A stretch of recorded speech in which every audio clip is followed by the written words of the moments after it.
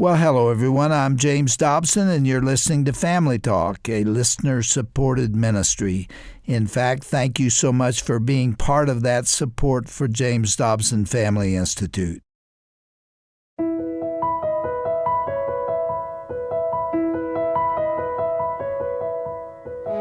Well, welcome to Family Talk. I'm Roger Marsh, and I'm so glad that you've joined us for today's program. You know, for decades, Dr. Dobson has been committed to defending righteousness in the public square. On many occasions, he has encouraged Christians in America to engage with policymakers. He has urged his listeners to make their voices heard and to stand up for what is right, and he continues to do so even today. Well, our guest today here on Family Talk understands the importance of policy and how politics, whether we like it or not, affects all of us long term. Her name is Kayleigh McEnany, and she served as the 33rd White House press secretary within the Trump administration from April of 2020 until January 2021. Kayleigh holds a bachelor's degree from Georgetown University and a JD from Harvard. She's a conservative political commentator and author. She also serves as an on-air contributor for Fox News and is co-host of Outnumbered. Kayleigh is married to Sean, and they have one daughter. Recently, Kayleigh McEnany spoke to a crowd of over 4,000 women at an Extraordinary Women event in Tulsa, Oklahoma.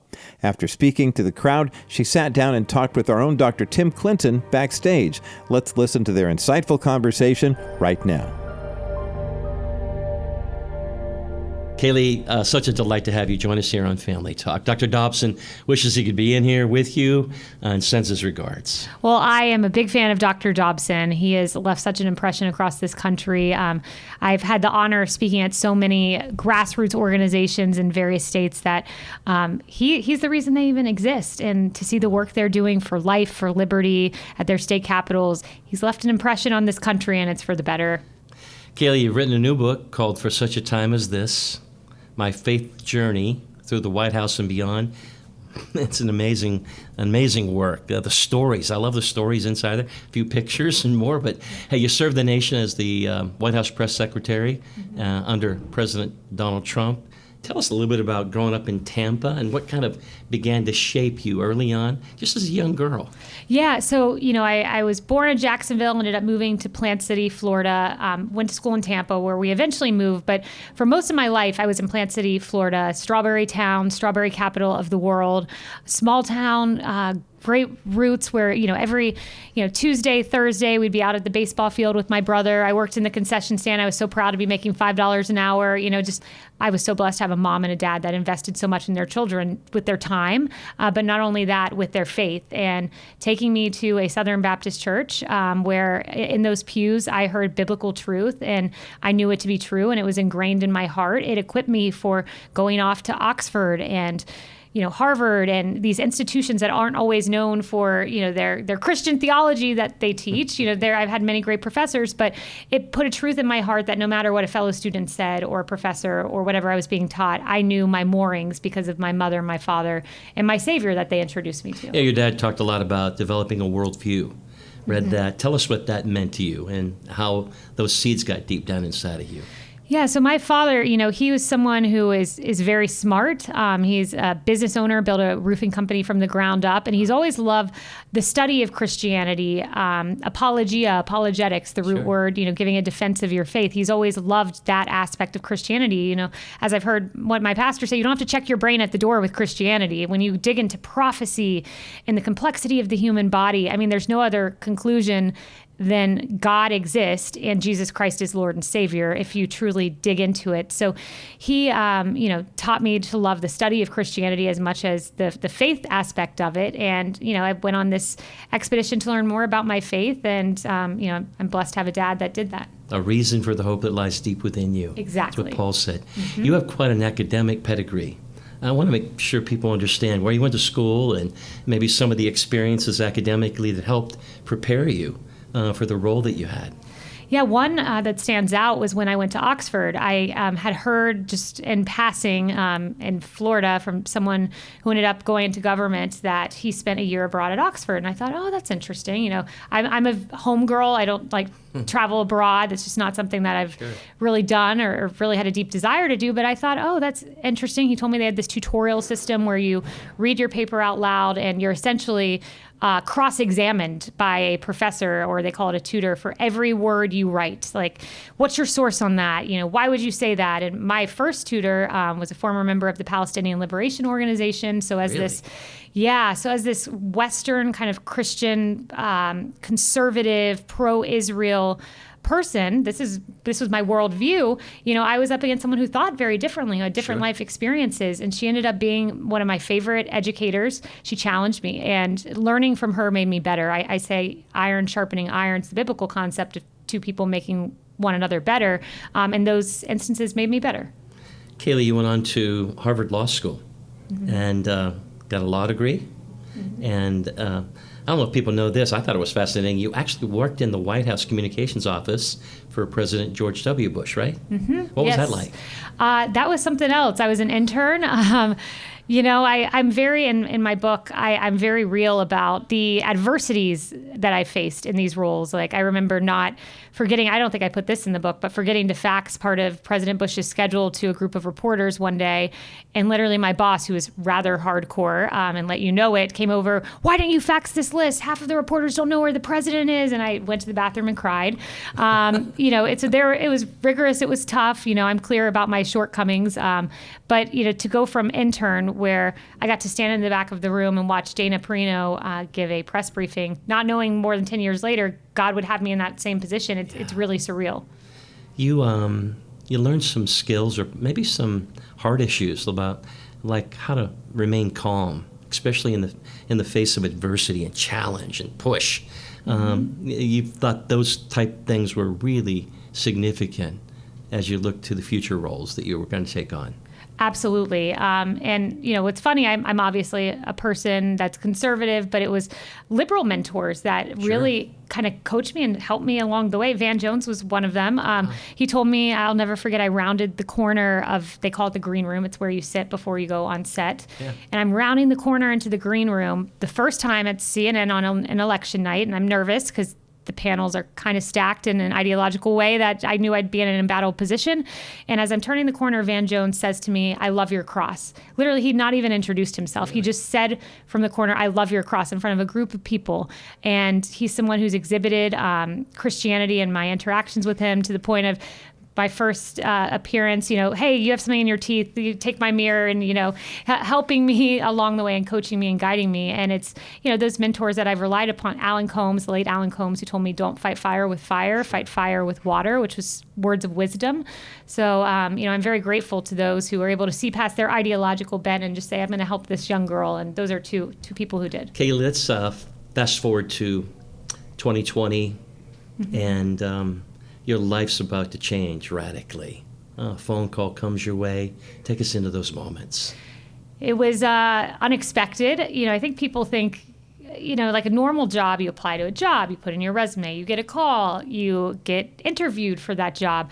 It's not that way in government, and certainly it was not in the Trump administration, from my experience. It was out of the blue. I was the president's campaign press secretary, and people would think you'd have a ton of access to him and get to know him well, but I didn't. I mean, a few passing interactions, a few phone calls I received that were short and just good job on this or that. I get this call. I'm with my daughter. She's in the back seat. My mom's driving, and I'm trying to hold a pacifier in my daughter's mouth to make sure she doesn't scream as the president's calling. And I answered the phone, and out of the blue, he asked me, do you want to be my White House press secretary? And I said, yes, it would be the honor of my lifetime. And it ended up happening. And look, I think it's a job that God meant for me to take at a really tough time in American history. I argue it was one of the most aberrational times with COVID-19 and all that transpired over the summer and beyond. Kayleigh, there's something about you that endeared the American people to you. There was something that was resonating from you. And I want to go to like your first press conference, walking in like a den of lions in there, craziness. I mean, can you tell us what it was like? Yes, it was rigorous preparation, no doubt about it. I was never a spokesperson or a press secretary that just would have talking points put in front of me and say them. I was someone who wanted to write the talking points, who wanted to, I had a great team, amazing team, 2 advisors in particular, Julia and Chad, who did an awesome job. But together we would work for hours and hours and hours brainstorming the hardest possible question we could be asked. And we pride ourselves on, usually we'd identify the hardest question that would be the toughest answer and it would never be asked. So we do pride ourselves on that kind of preparation. But more than that was the spiritual preparation for that moment. It's hard when you have people shouting questions at you. It's hard when a Playboy reporter in the back of the room, and that's was his outlet, would scream at me as I'm walking off in a way that was derogatory, that was wrong. I don't think any press secretary on any side of the aisle deserves to be treated in that fashion, but Sarah was, I was, but that's where grace under fire comes in.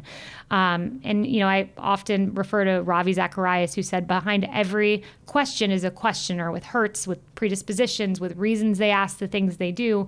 And when you look at people through the lens of humanity, it gives you the ability to know that Christ is beside you. The person you're speaking with is someone created by Christ, whom Christ loves and created. And when you take that kind of outlook, you're given serenity because you're relying on someone bigger than you, and it is bigger than you. You're listening to Dr. James Dobson's Family Talk. I'm Dr. Tim Clinton, co-host here, and our special in-studio guest, I guess, here at the Mabee Center, backstage. Kayleigh, again, you just came off stage, 5,000 women out there. Kayleigh, you shared some stories while you were on stage that really resonated with those women about who Christ is to you, what he meant to you, especially in those high-pressure moments. Take us into that just for a moment. I think our listeners would love to hear that from you. Yeah, I walked down the aisle as a young girl and became a Christian and gave my life to Christ. And later that evening, my dad prayed with me, and I believe I became a Christian at that moment. However, I think it was many years later when it moved from, my head, something I really believed, to my heart, something I understood on a more personal relationship level. And it was when I was living in New York City. I was a young girl just out of college, super lonely. New York City, they say it's a city of millions of people, but you can never feel so lonely sometimes because it's just transactional, and you're surrounded by people, but sometimes you lack those intimate interactions, especially as a young girl, not knowing many people. And I was going through a bad breakup, and I called my mom. She wasn't available. She wasn't by her phone. And I got home and I was laying in my bed and crying, and it was just the lowest point. I felt so low. And then I got a call, and it was from an unknown number. I answered, and it said, "This is the Journey Church. We feel like we should pray for you. How can we pray for you?" And I don't know who that person was, and they don't know that I'm sharing the story, but it was that moment that I believe Christ spoke to me via someone else. And ever since that moment, I've just known beyond a shadow of a doubt. I've always known he was real, but now I know he's a person beside me at all times of the day, especially in those darkest moments. That's how Christ uses people. I say, for such a time as this, whoever that person was, he used for such a time as this. As you share in the book, you go back into the story of Esther, but really you apply this not just to your life, but to everyone's life, that we're all called into this moment. And silence isn't an option. I mean, there's so much going on. I think people are just done with everything. It's like they're crying out and asking God to hear their prayers and to respond from heaven. Kayleigh, I wanted to ask you, what was it like working for President Trump? I mean, everybody knows that his kids love him very well, but what was it like being in the White House and close with him? He always kept you on your toes. There's no doubt about that. He always kept you on your toes. But look, I had such a great relationship with him. He's a wonderful person. There were so many interactions I have that I remember as almost like fatherly. One such interaction was we were at a campaign rally. We're on Marine One. This is, the helicopter you take after you leave Joint Base Andrews, and you're landing on the White House lawn, and the grass is blowing back. And this was actually before we took off. We're leaving on Marine One.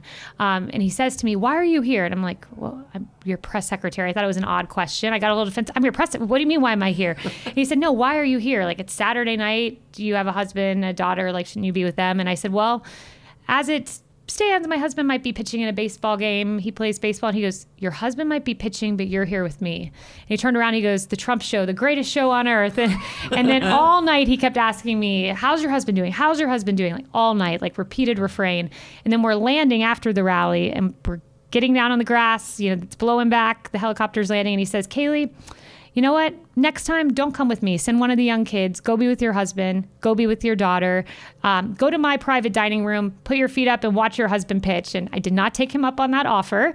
However, it meant a lot to me. And, that's my memory of him, is just someone who was almost fatherly to me, who expected excellence from all of his staff, but who was wonderful.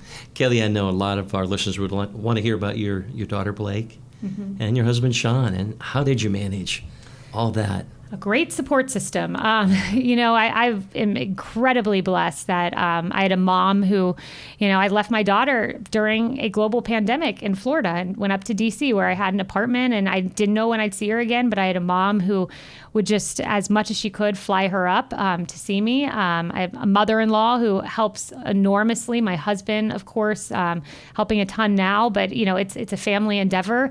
I wouldn't be able to do it without them, and I'm really blessed because I know childcare is a hardship for a lot of women in this country. It's an issue I'm passionate about, but I'm blessed that I have this support system. People are looking to you still a lot for your voice. What's Kayleigh have to say? You're showing up, relationship with Fox, you're on all kinds of programs. What are the 2 or 3 most significant issues that people better get after? Life and liberty. If you ask me why I'm a conservative, it's the issue of life. As a young girl, when I learned the partial birth abortion debate was going on when I was in high school, thereabouts, and it struck me at my core, the notion that I literally would go on and Google images as a young girl because I wanted to see what this was. I think if this is something that needs to be legalized, you need to look at what is attempting to be legalized. And I would look at images and my stomach churned that there could be a fully formed baby and that there are some people in this country that thinks that fully formed baby could be exterminated on the way out of the womb. Life, I believe in from the moment of conception. There have been 62 million babies killed in this country, 1/5 of the United States population after Roe, and that there were some people that you had I believe it was a 5-4 decision. You had 4 justices that were for legalizing the constitutionality of partial birth abortion, not just abortion, partial birth abortion. And you had 5 brilliant justices that could rule in that fashion. We're at a crossroads in this country. Abortion is now on the Supreme Court docket, the Dobbs case, and I hope to no longer remain in the company of North Korea and China and be one of 8 countries that allows abortion after 20 weeks. It's a stain on America's reputation. So life, second to that, religious liberty, but that issue in particular. Let's talk about the press. The censorship, suppression issues, the fake news journey we've all been on, but it just seems like they want to tell people what to think now, too. They're going to censor you if they don't like what you believe, if you don't believe what they believe. And Kayleigh, how in the world did we get here? Why are we going in this direction? What's the insanity of this?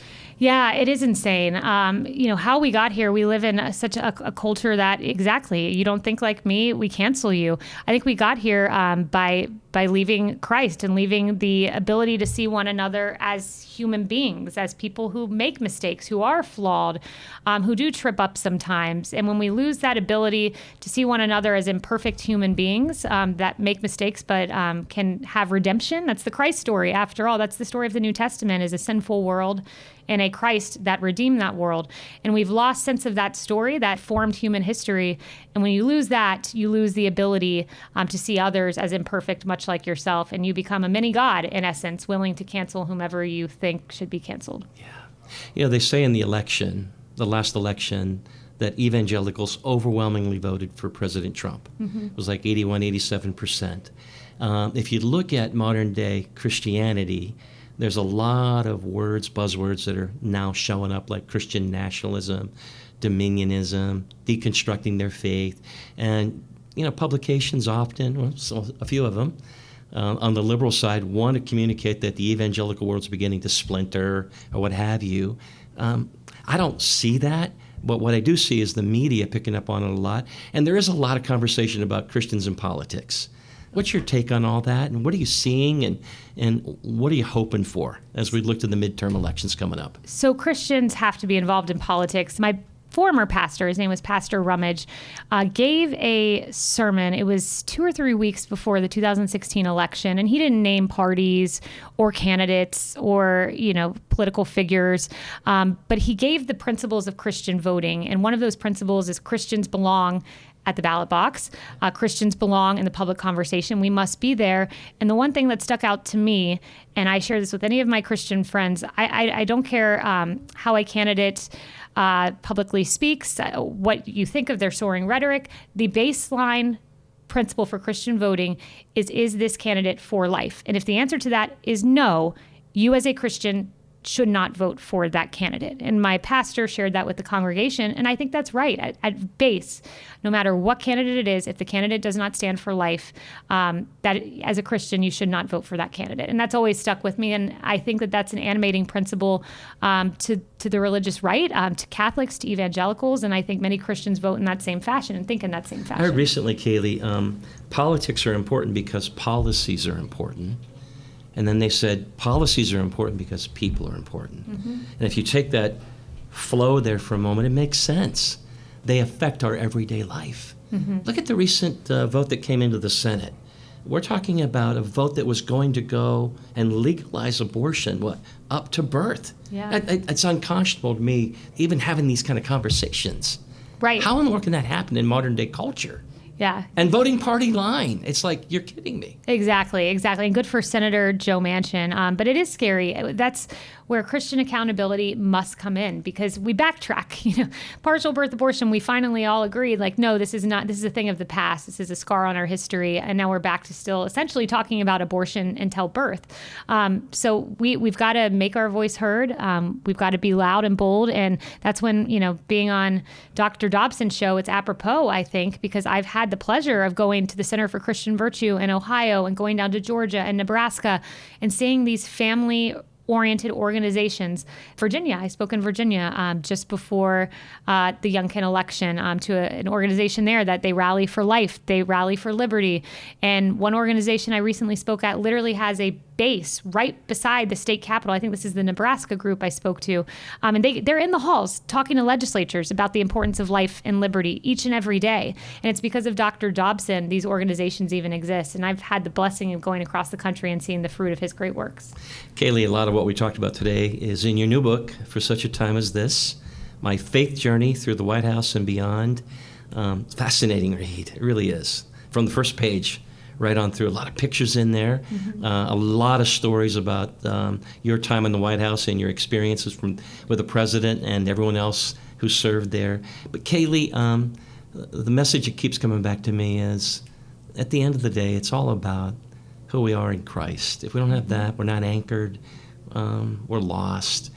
Someone picks up the book. What was your real goal? What was your aim? To give the reader a window into my journey with Christ. Yes, I go through, it's partly memoir of my time in the White House. It's partly memoir of, my life, my childhood, how I grew up, but it's mainly my relationship with Christ. And the one takeaway that I want people to have is, I've had struggles. I've lived a very blessed life, but through the struggles, it's 2 Corinthians 4:17. I try to write it in almost every book I sign. And it's, for your light and momentary troubles are achieving for you a greater glory that will outweigh them all. So focus not on what is seen, but what is unseen, for what is seen is temporary and what is unseen is eternal. So whatever you're going through, health hardship, financial, marital hardship, God can use that for good if you don't focus on what you're seeing in front of you, but focus on the eternal, which you can't see, but I promise you is there. And who knows but that you're called for such a time as this. Mm-hmm. You know that? Kayleigh, as we wrap up here, 2 words I heard you say out there: courage and kindness. They resonated really well with the people. Yes. Give us your closing thoughts on that. I think there's no more important time than now. It's a frightening time in the world. For Christians, this time is the time for Christians to stand up and speak truth. But we must do so with grace. And so my message that I'd like to leave everyone with is have grace under fire. And don't be scared of the fire, because there's another in the fire with you, standing next to you, as that Hillsong song says. So share the truth and know that Christ is with you when you do, and share it with grace. Kayleigh, if people want to get a copy of your new book, For Such a Time as This, or they want to learn more about you, where should they go? So Barnes & Noble, Walmart, Amazon, for those who buy on Amazon, or wherever books are sold. I think you'll enjoy it, and I hope it will bless you like it blessed me to write it. Hey, if people want to follow you on social media, Kayleigh, where do they find you? It's at Kayleigh McEnany. So very simple. Hard to spell McEnany, but if you Google like MCE and Kayleigh, it'll come up, I promise. Great. Hey, on behalf of Dr. Dobson, his wife Shirley, the team at Family Talk, we salute you. We love the work that God's doing in and through you. And we love how you're courageous and kind. Thank you, for Dr. joining Clinton. us. It's been an honor to be here and to speak at 2 of your events in Lynchburg and in Tulsa. It's been great. Thank you.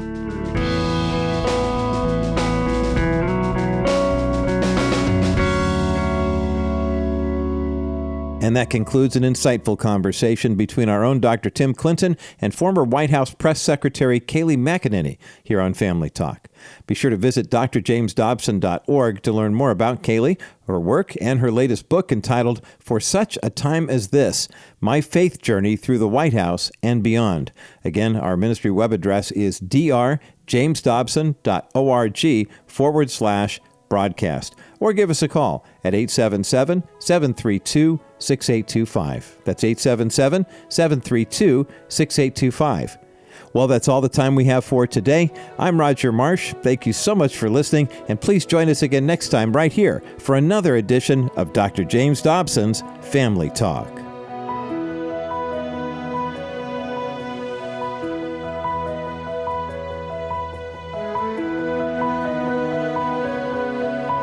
This has been a presentation of the Dr. James Dobson Family Institute.